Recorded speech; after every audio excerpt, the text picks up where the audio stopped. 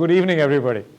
And I know, 21 years ago, it was there was no time during the day. The first semester went as if that whereas the 36th hour and the 37th hour, and I know you're sort of giving 2 hours, so I really, really appreciate that.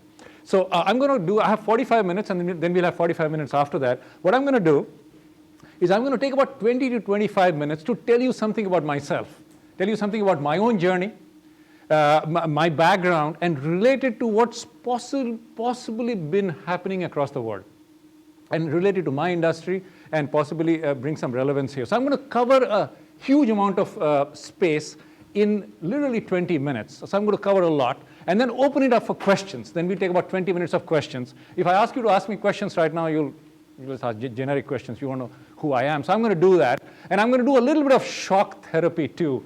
Where's that clicker gone? Yeah. I was given the clicker, and I kept it somewhere. Is there any other way to click? All right, it's right here. Okay, I'm going to do a little bit of shock therapy. So my basic message is the world is globalizing, and you know that. The world is globalizing, and as the world globalizes, previously globalization meant everybody should behave like an American. That was globalization. If globalization means if you look American, oh, you are global. If you don't look American, you're not global. But the world is changing, and I think, and I'll show you some statistics, I think in the next 15 to 20 years, American people trained and who have grown up in America will need to give a little bit of leeway to the rest of the world. With that, I want to show you, one picture. I don't know if you can see this picture. I look like a fairly global guy. I have a little bit of an accent, but fairly global guy. So this is the house where my father was born and grew up. It doesn't look like a, Park Avenue kind of a place. This is in Bangladesh. And I'll tell you about luck, and Dean Kraft talked about luck. Luck is very, very important in life. The only problem with luck is luck doesn't move. You need to move to intersect with luck at some point in time. So this is where he grew up. Looks like a small little house. There were 52 people who lived there. And my father used to say that the only reason he did anything in life is because the British divided India in 1947. So this is in Bangladesh, and the British divided India into the Muslim part and the secular part. Secular part was India, and the Muslim part was then Pakistan, and then Pakistan broke up into Bangladesh and Pakistan. So this was a house actually. This was the house, and and I have been there, and it's a very, very nostalgic situation. Had the British not divided India, had the British still been ruling in India, I'd possibly have been the owner of this tea stall out here. Maybe a chain of tea stalls, maybe not just a tea stall, but I would have been there. Let me show you another picture. Now, my whole slide is a few pictures. Talk about the people. You peel people away one layer, and they look different. So, take a look, and you've never seen a picture like this before. That's my family. That's my family, and I don't know if you can recognize, so that's me. That's me right there. Yeah. Now, if I came dressed like that to this class, I don't think it would work really well. But what I wanted to say is this is actually a typical Bengali family. It's not even Indian. Even in India, people don't recognize this. This is my father, his 6 brothers, and this is my marriage photograph, and this is my wife. So the reason I show this picture is not to say where I came from, but the fact that I think as we grow, we will need to become more conscious that people look different. So this is who I am, this is my heritage, and from there I came to Florida, all right? Looks very different. So I came to Florida in 1991. My theme of my little bit of a 20 minutes is going to be how the world has changed since I came to Florida, right? So I came here. There was no money. There was absolutely, I'm not sure the fees haven't really helped since then either. But there was no money. And I had money for literally one semester. And if I didn't get the scholarship for the next semester, I would have been back home. If I wanted a scholarship, I could have gone for engineering. And I didn't want to do that. I did want to do an MBA. I came here, and I'm very, very happy I came here. And this is, do you still go for that case competition in Wake Forest, or where do you go? All right. So this was in Wake Forest University, so I was leading the case competition team there. This is that's me. So I had an absolutely brilliant time here, and then I graduated, which was very nice. And what Dean Kraft did not mention, he said that I went to work for Gus and Bill Dudchiak. What he didn't mention is that he got me that job. It was a very difficult time at that time. George Bush Sr., huge recession, if you remember the numbers. And it was Dean Kraft who called Gus and asked him to give me a job. And I'm eternally indebted for that. I know that every time I say that, it's going to cost me in the future.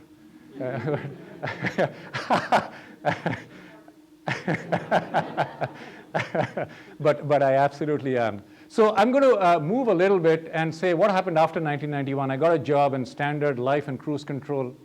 Life continued. I started working with Cambridge. I moved to New Jersey. Standard, world is, going in cruise control. And then what happened is in 1999, I used to work with a company called Wipro in India. And then I worked with Cambridge. I've had only 3 jobs in my whole life since 1987. And then a few of us friends got together. This doesn't have a pointer, does it? No, it doesn't have a pointer. It does? This one? Oh, yeah. Okay. So I had dinner with a person who I had worked earlier, and that is myself.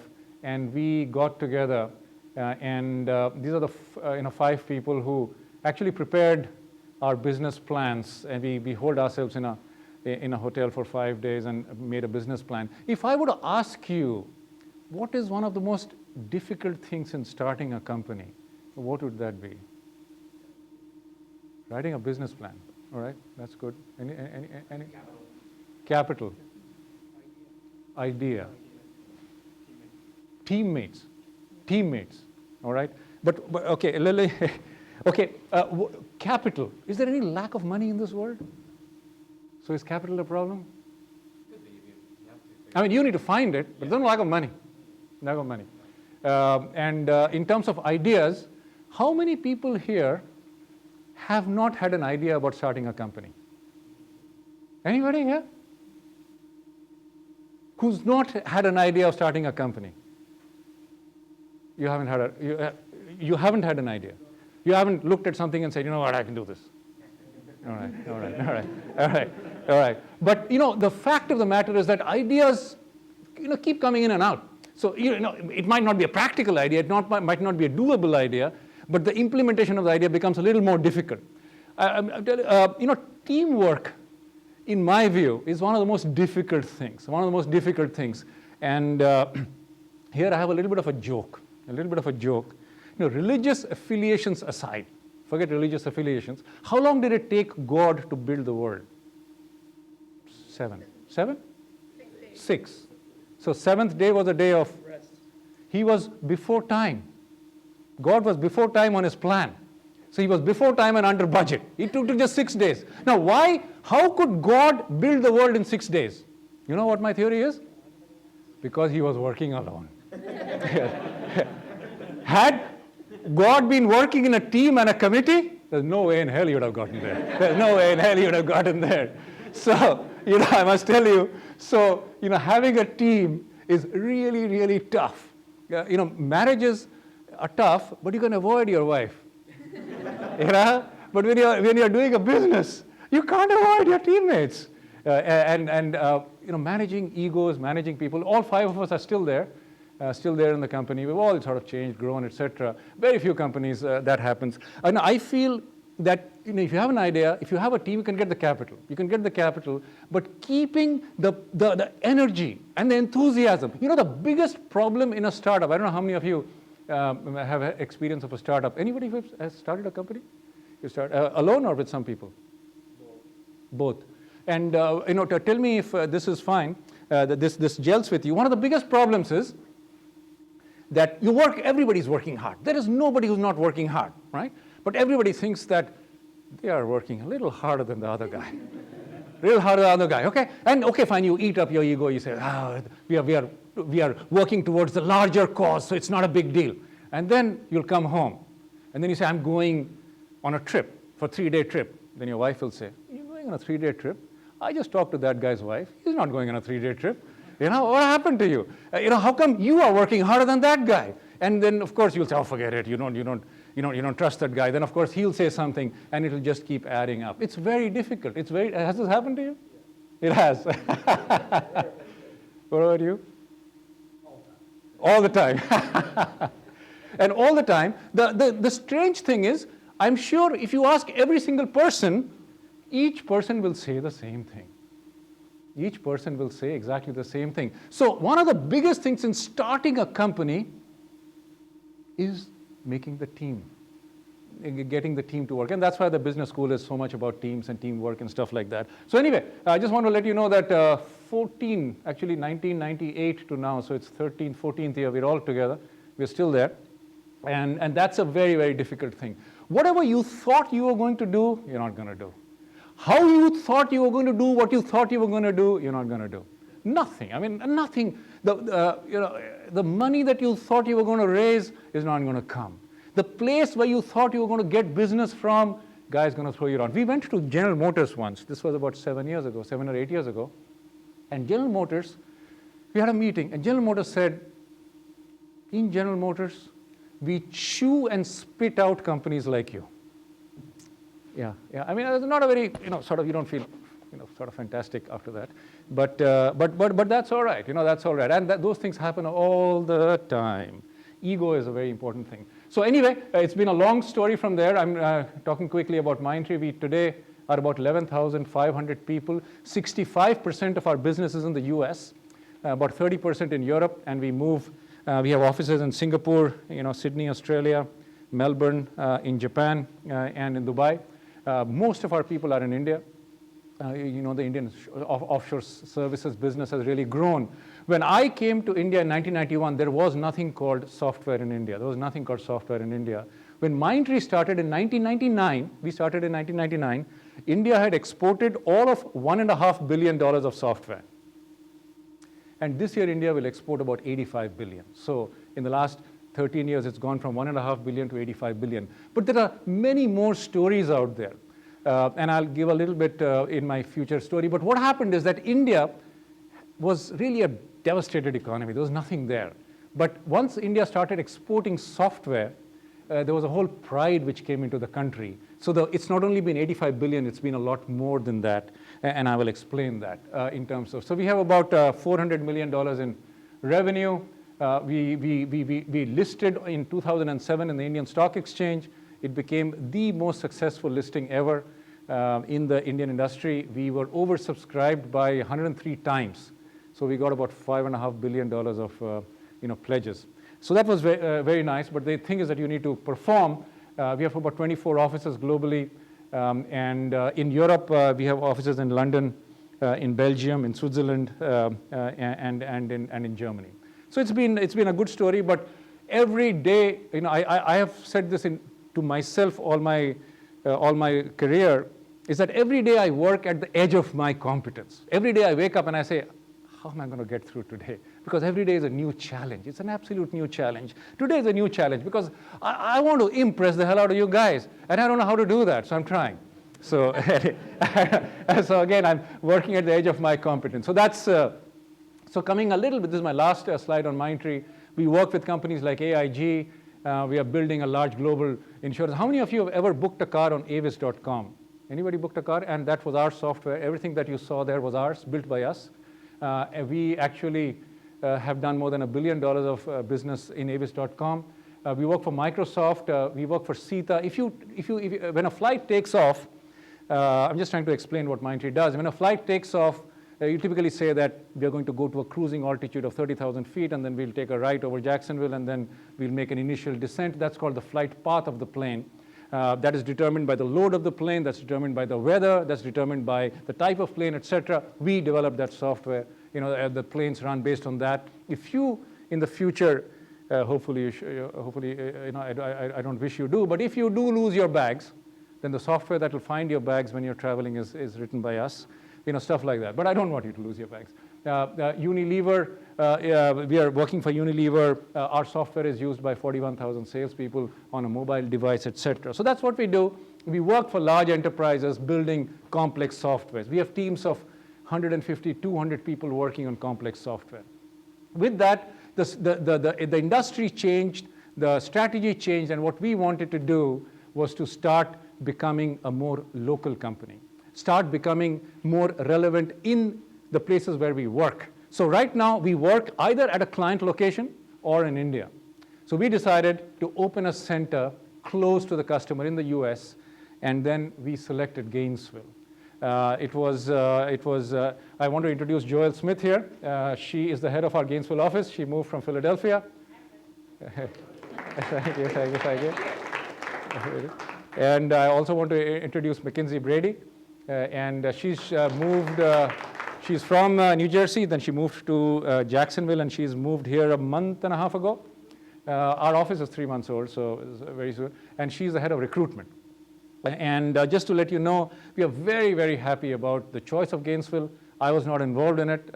They purposely kept me away because they thought I might have some vested interests. But we are exceedingly happy, and I'll tell you about why we selected Gainesville. Joelle, can you help me with what are your 3 lines of why we selected Gainesville?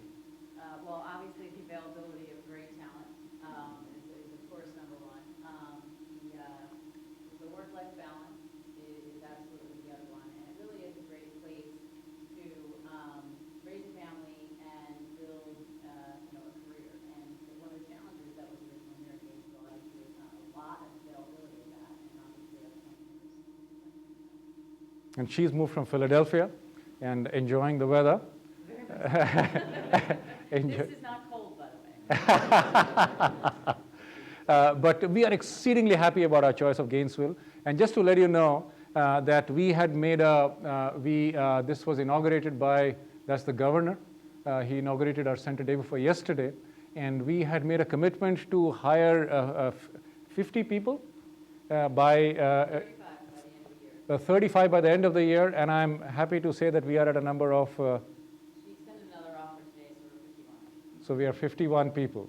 Our commitment was to 35, and it's basically engineering students from Florida, from some people from up north who wanted to come down.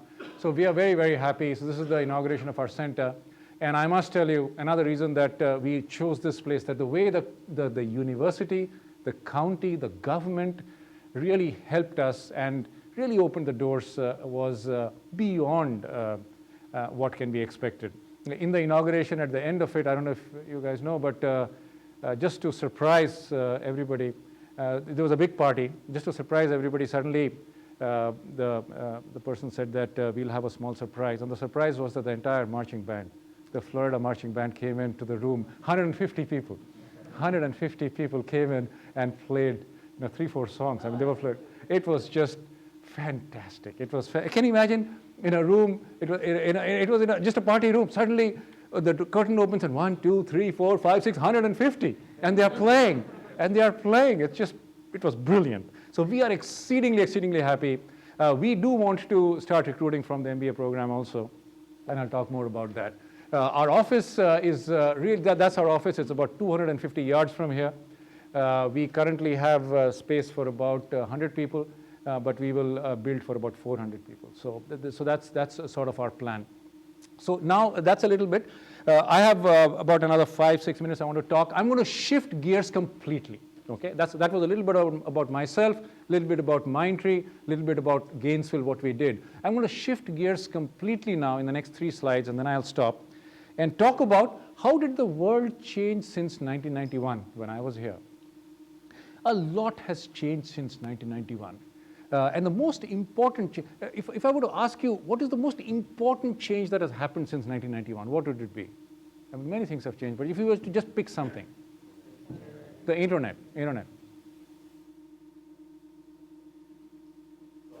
Apple iPhone and stuff like that. And absolutely.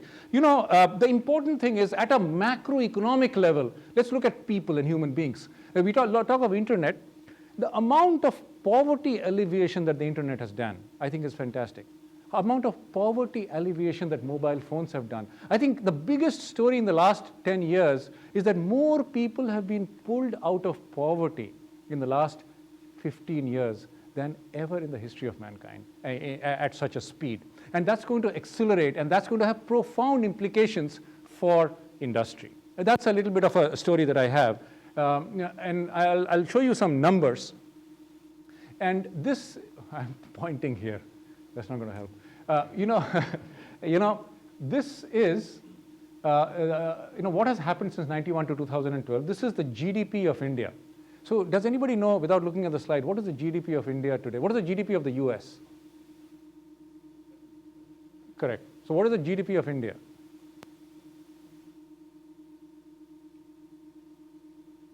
Okay. Does anybody know, is there a white, yeah. Does anybody know, can somebody just move one of them up? What is the population of India? Sorry? All right. So name me a big country. Name me a big country. Apart from China. Okay, let's leave China out. Okay, Pakistan. All right. Let's go Pakistan, right? Give me another big country. And US. US is a big country, right? Brazil. All right. Okay, give me some more countries. Canada. All right. Let's try to do Canada then. Russia. What is the population of Russia? What is the population of Russia? I think it's less than that. I think it's less than that. I think it's less than 200. But Pakistan, any idea what's the population of Pakistan? 170. Something like that. Okay, now, give me some more countries. Indonesia. Let me just leave Indonesia on the side, okay? So I left Indonesia and China, all right? How about this? Can I add one country? How about Europe? How about let's just take the whole thing? Let's just take the whole thing. Okay? Let me do a sigma. The population of India is larger than the population of all those countries put together.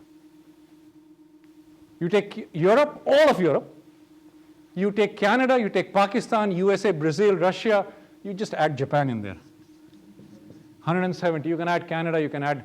So that's the population of India. Okay? Now tell me what. Sorry, I think I went ahead. But what is the. Oh, and I'm pointing there now. And what was the GDP of India in 1991? $320 billion. Now does that put it into context? And let me tell you the GDP of China in 1991. What is the GDP of China today?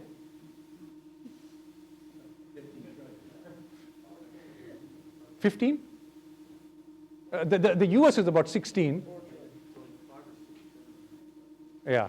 Around that. I'll give you the exact number, but it is around that.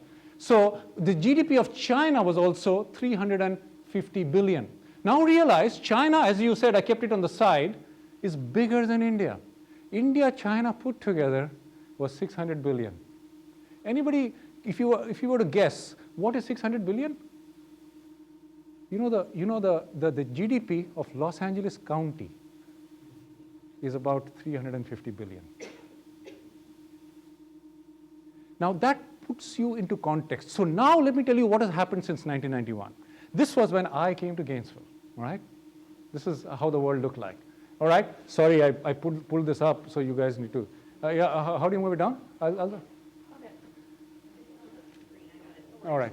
So now this is a very, very interesting chart. I know all your day you're looking at charts and stuff like that. You're looking at charts and stuff like that. So you see, this was in 1991. And this was in 1991. I'm plotting GDP from 1991 to 2012. So India is close to 2 trillion, and China is about 7 trillion. So you're right? And the US is about 15 trillion. All right? Now, what is interesting in this chart is this graph. Anybody draws a graph, it always goes from left to right. It's always the same. But, if you read the graph, it's very interesting. Can anybody tell me in this part what happened? In this part of the graph, in these years, something happened which has never happened in the history of mankind. What happened?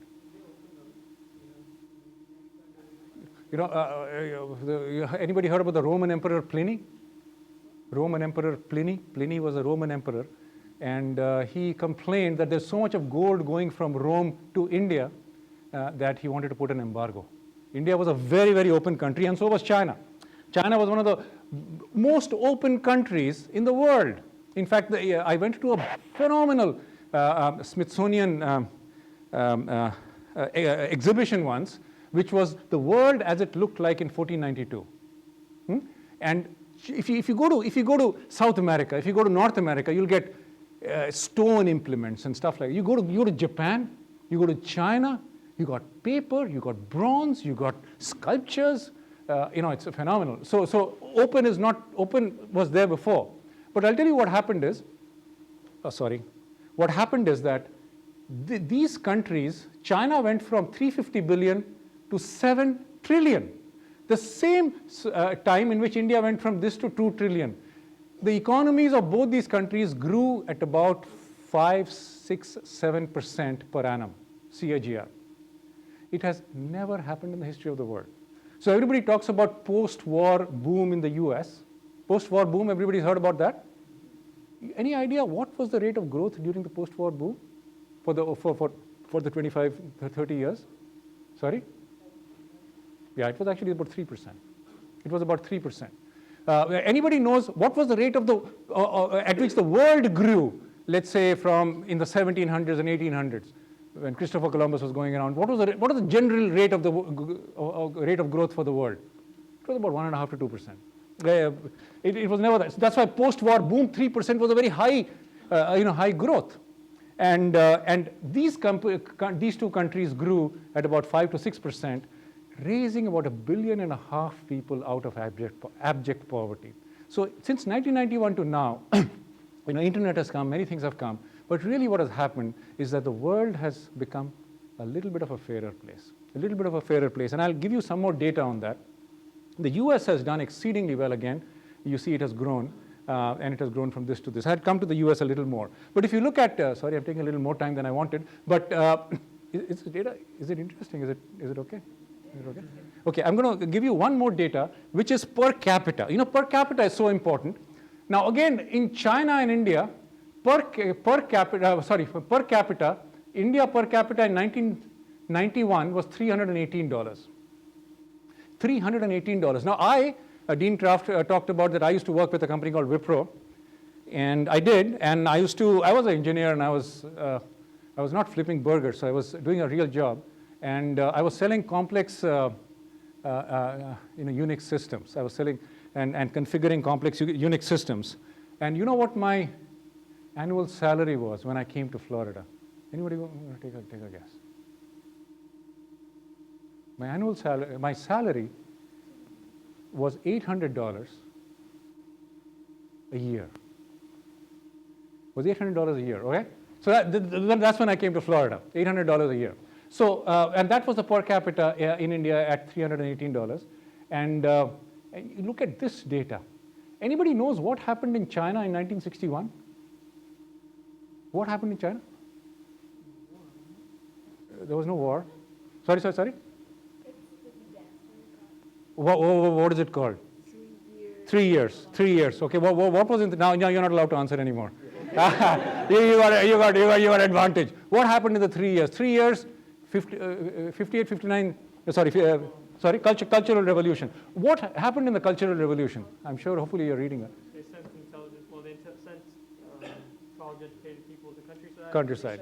People to cities. And agriculture just died. How many people died in World War II? World War II was a huge. How many people died in World War II? Anybody knows? How many people died? How many people have died in the Iraq in Iraq and Afghanistan? Any idea? 4,000. Okay, so hold that number, you're right, around 4,000. How many people died in World War II? 14 million? Yeah, 14 million. What is it, 7%? Depends on what? Depends on if you're talking about Everybody who died. No, died, killed, over. 14, I don't know. 52. 52 million people died. And how many people died in this war? 4,000, all right? That's not a correct figure because, intrinsically, when we think of death, what is the problem in that? It's a correct figure, but what is the mistake that charge you're making in that figure? Now soldiers don't die, they No, help them along. no, there's something else, which is fundamentally what Americans don't think about. Did they not die? How many Iraqis died? Do you think about it? Hundreds of thousands. Anyway, doesn't matter. Leave that aside. All right? Anyway, doesn't matter. But now come to this. So, in the Cultural Revolution, how many people died? I just wanted to put the figure in. Huh? 30 million, yeah. It's about 45 million. No, it goes from 20 million to 45 million. Nobody knows. There's not a single picture that exists from the Cultural Revolution. 45. Can you imagine in the World War II, how important is World War II to our history and understanding of the world? Huge. All of us know about World War II. 45 million people died. It's okay. We don't know about it. Can you imagine the people who lived during that Cultural Revolution are about 65, 70 years old right now. It's there in their consciousness. It is there in their decision making. It is there. When you are going to work in China, when you're going to work with China, you're going to work with people who know about it, just as people in World War II knew about it, what happened in Germany and stuff like that. 45 million, remember that figure. That's what happened in China, and China was in this state. Can you imagine 45 million people have disappeared out of starvation? That was the state of China. From there, China went from here to here. Phenomenal achievement. In the year 1991, US was 16 times the Chinese economy. 16 times the Chinese economy. This year, the US is 2 times the Chinese economy. And let me tell you, the US has done exceedingly well. There's nothing wrong with what the US has done. It's just that China has done better. My last slide, this is a very interesting slide, on what proportion of the world's economy was owned by a country, right? So the US had 25% of the world's economy in 1980, went up to 35%, and now it's sort of settling in. Right now it's at about 23%, okay? China was here at about 3% in 1980, sort of bumped along, and then whoosh, goes up. Can you see that? Can you see that? Can you see this graph? It's just phenomenal. You know what I see here? What I see here is people coming out of poverty. That's what I see there. It's just a phenomenal thing that is happening in China and in the, this is Japan. This is Japan coming down, right? Now let me give you a couple of statistics. Is there anything wrong with that figure? I mean, does it concern you?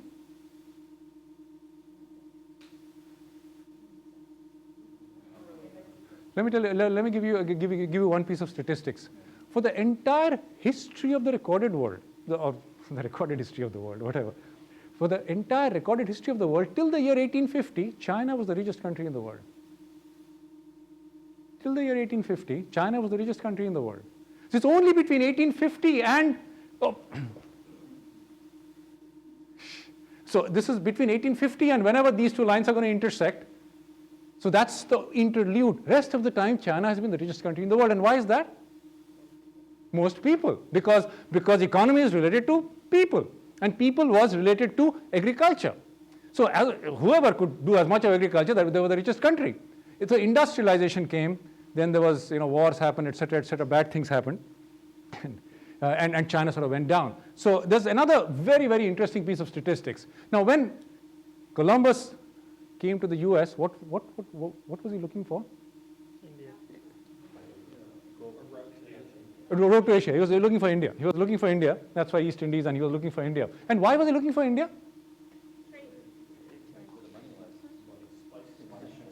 So why did I come to the US in 1991?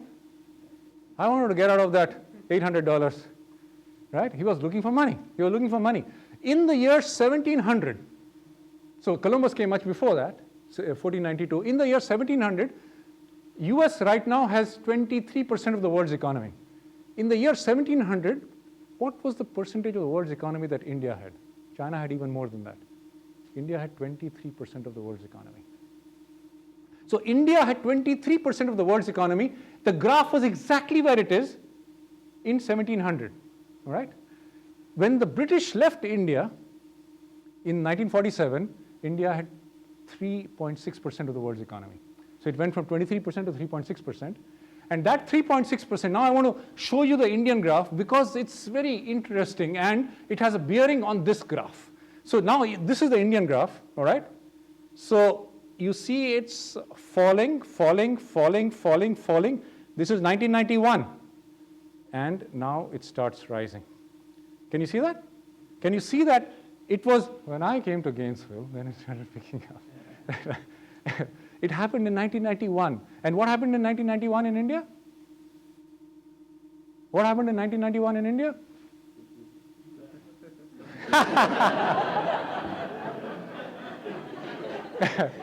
You know, I'll tell you what happened in 1991 in India. Where was that?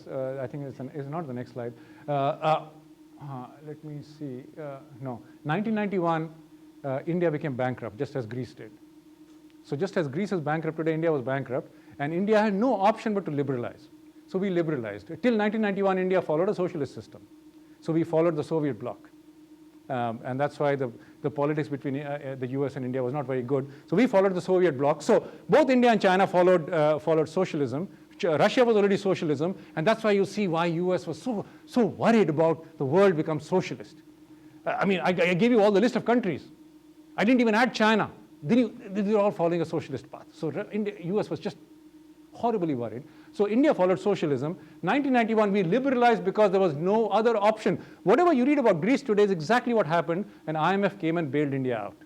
IMF came and bailed India out and forced some sanctions, and India liberalized and it went up.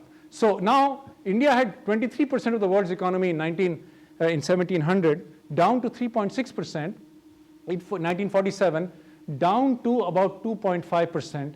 So it fell. India's portion of the world's economy fell right from the year 1700 down to 1991. Down to 1991. You know, what happened in 91 has been happening for 300 years, and now it is going up. Now it is going up. So my last slide here, and can anybody tell me what is the problem with this graph? Is this graph going to keep going? Or if something's going to happen there, what's going to happen and why? What is the biggest problem with China's growth?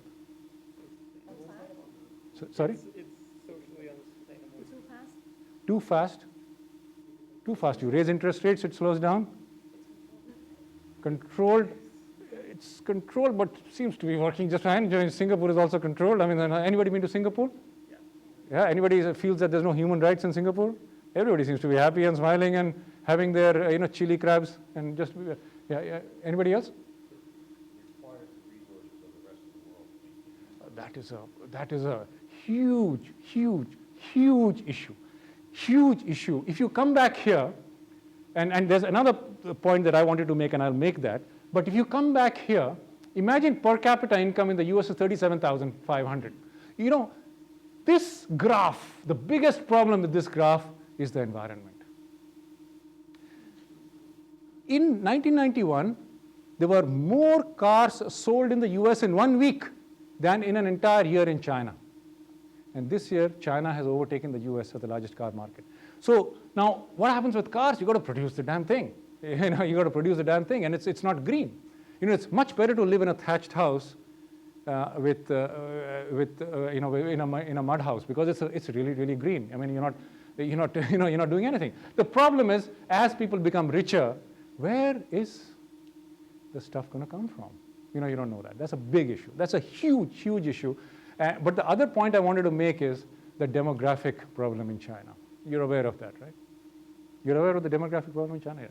So, because China is going to become older than the US by the year 2020, and it's going to become older than Europe by 2030. 2030 is just a few years away, 17 years away. So China's going to become older, and it's going to really affect this growth rate in a big way, which we don't know as yet.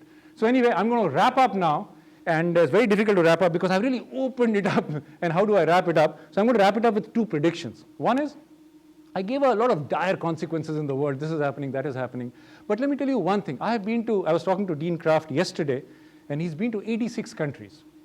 I haven't been to 86 countries, but I've been to about 40 countries.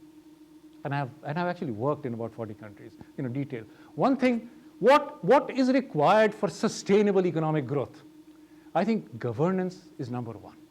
A government, rule of law, governance, education, and all of that. With all of that, I'm absolutely, absolutely positive that there is no country like the US for the future. You can talk about China, you can talk about India, you can talk about, but the country which is definitely going to continue to be absolutely the greatest country in the world is going to be the US. US does not have a fiscal problem. US does not have a money problem. US has a political problem. Has a political problem which is going to get fixed when you're against the wall. India had a political problem. 1991 we went bankrupt and everything got fixed. And I don't mean the US needs to get bankrupt. Another thing with the US is,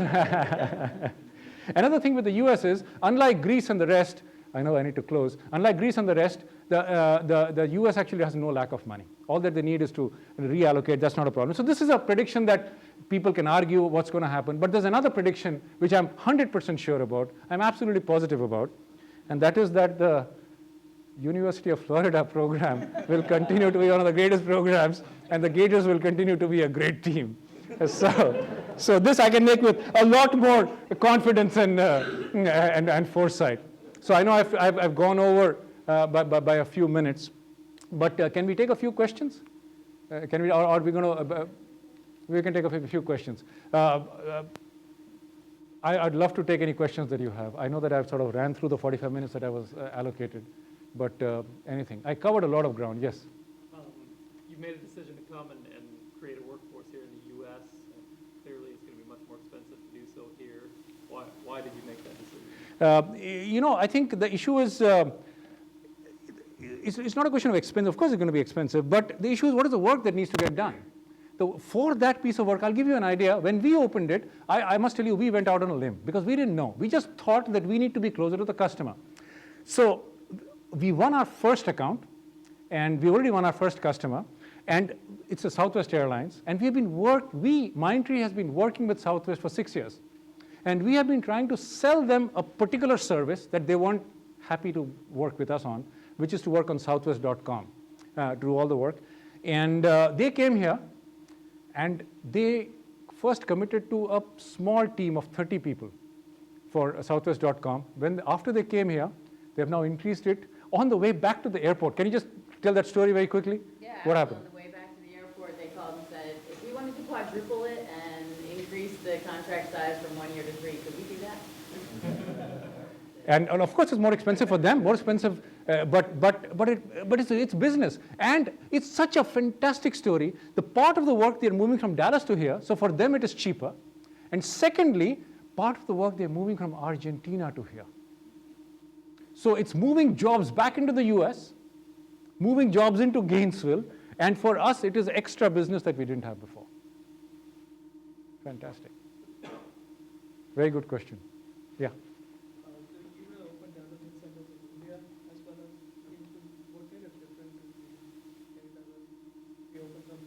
Yeah, I'll tell you, we do a lot of, creative work. We do a lot of work in UI design. As you know, we build, complex systems. Everybody understands UI design? I'm assuming so. So interface design. And we have an excellent team of interface designers in India. And I'm proud of them. Now, we built a small team here. And for the first time in a Mindtree office, I saw people with pierced earlobes. Yeah? You don't find that in India. No people with pierced earlobes. I'm still looking for the people with tattoos. But the reason I do say that is people here understand the soft communication with the customer, which we in India, we are engineers. You tell us what to do, we're going to do a really good job out of it. But I can't argue with you. I can't do that. So it's a totally different skill set with technology. And I must tell you, the engineering school is absolutely fantastic. So the skills are different that we'll get here, and I think we'll be able to do more. No other Indian company has done it. No other Indian company has done it as yet. Infrastructure? In India? No, not a problem at all. Not a problem at all. None. How do you handle to keep the same 5 people? Yeah. Yeah, unlike a wife, you can't bribe her either. Yeah, it's not easy. Let me tell you, it's not easy. It's not that we have not had discussions and issues. And another thing that happens is ego overtakes everything else.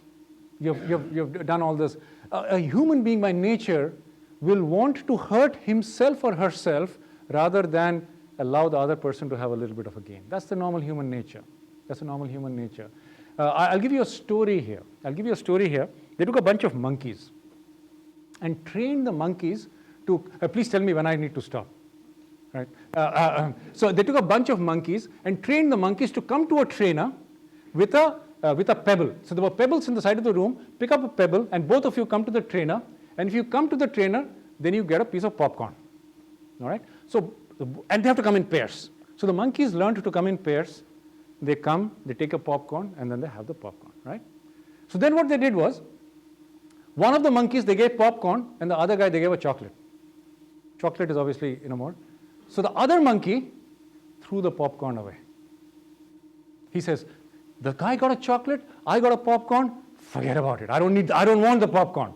Okay? 85% of the monkeys threw the popcorn away. So that's the experiment. My question to myself is, the balance 15%, are they the smarter monkeys or the more stupid monkeys? They at least ate the popcorn. They said, oh, that guy got a chocolate, I'm unhappy, but let me eat my popcorn. The other guy threw the popcorn away. We human beings are more like the 85%. More like the 85%. We are constantly looking at where did I lose out, as opposed to looking at what did I win. I'm giving you a lot of philosophy, but it's very difficult. I know you talked of, you said all the time, and I talked about a graduation speech that I gave here in Florida. That was in 1991. And I was just recollecting what my message there was. My message in that graduation speech, and I'm trying to find the speech because I can't find it. Message was, if a human being can give up self-gain and ego for one lifetime, they can do phenomenal things. Phenomenal things. But it's very difficult. Another thing is, as soon as a little bit of success comes, you say, I can't do this anymore. I can't wake up in the morning. I don't need to do this. Somebody, we go to a customer, and the customer keeps us waiting. It has happened to me. I was living in New Jersey, coming to California. The guy calls up and says, I want to meet you tomorrow morning.